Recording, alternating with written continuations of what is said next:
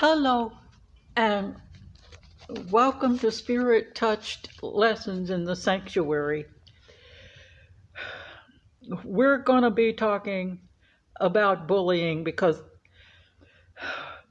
it's one of the things that God hates, and it's another reason for that youth crisis we've talked about last time. Whether or not they follow him, God is the respecter of all persons because he made all of them. Satan doesn't respect anyone, and that's why he's such a bully. He doesn't even respect himself, and that's why he likes to push people around. He lost control when he fell out of heaven. Satan doesn't understand that God is still in control of him. Remember, God told him he could do anything to Job except kill him. Job 1:12 in the KJV. Job's three friends kept trying to bully him into their way of thinking because they didn't understand that God was testing his faith. Notice Job passed the test. Most bullies are what we call control freaks. They think they know everything, so they refuse to listen to the other people's viewpoints. They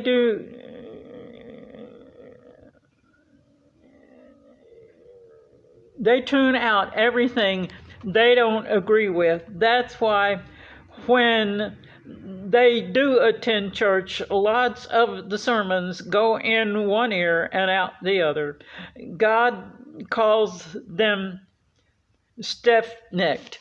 Parents of children who behave that way call them hard-headed, but then there are lots of bullheaded parents out there.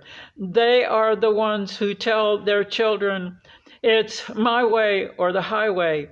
When someone tries to tell them the truth, they call that person a liar and say they don't know what they're talking about, or that they are just a goody two-shoes. They think they are always right and everyone else is wrong. They will call you a friend to your face, but say awful things about you behind your back to anyone who will listen. All those tactics are known as verbal abuse. Level 2 ratchets up to physical abuse. Know what the signs of abuse are so that when you see them, you can report them to the proper authorities, especially if you work with children. If you are a parent, know the signs of bullying. Talk with your children about them. Let them know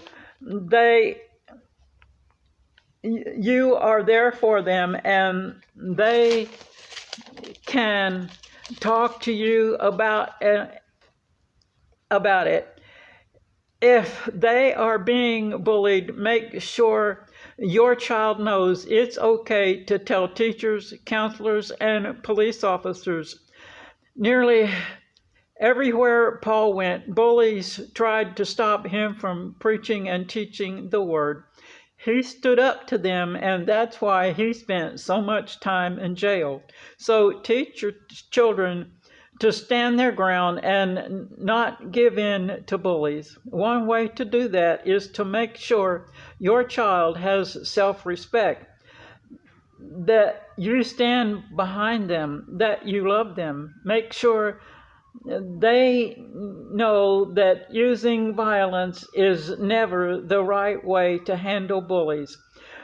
Be willing to confront the parents of the bully. If you are the parent being confronted, do not Do not deny it. Talk to your child. Check their social media sites. The main tactics of bullies are fear and intimidation. If verbal intimidation doesn't work, some will not hesitate to use guns or other weapons. That's why assault weapons should not be in the hands of anyone under 21 unless they are in the military or are police officers who have been trained in their proper use.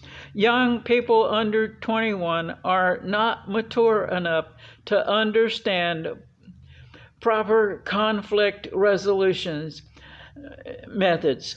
Parents need to make sure those methods are taught to them, and preferably in the home. That begins with teaching them to respect others.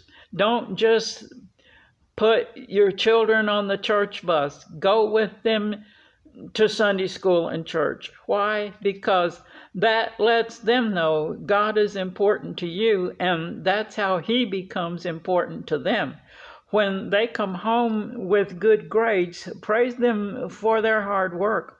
Attend their games and cheer them on. When you make a promise to them, keep it. Pray with them and for them. Most of all, loving them first is the best way of teaching them. Let them know you consider them a blessing from the Lord. Hug them every chance you get and follow it up with the words, I love you. Not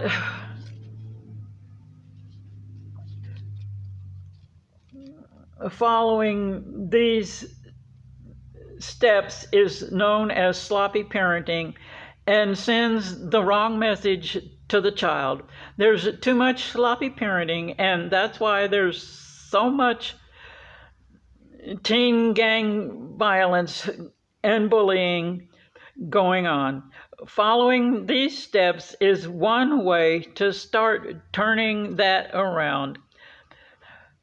For more, look for the book Twixt 12 and 20 by Pat and Shirley Boone. For parents with teens old enough to drive, the hand that holds the car keys and the cell phone rules the world. God tells us to turn the other cheek when we are slapped, Matthew 5:39. He also tells us to treat others like we want them to treat us. Finally, he says for us to do good to our enemies, Luke 6:35. It's not a good idea to teach your child to fight back against a bully. Yes, it works, but it teaches your child to do the same and can escalate the issue. So teach your children instead that love is how to stop a bully. You may send your prayer request to heanswers@gmail.com.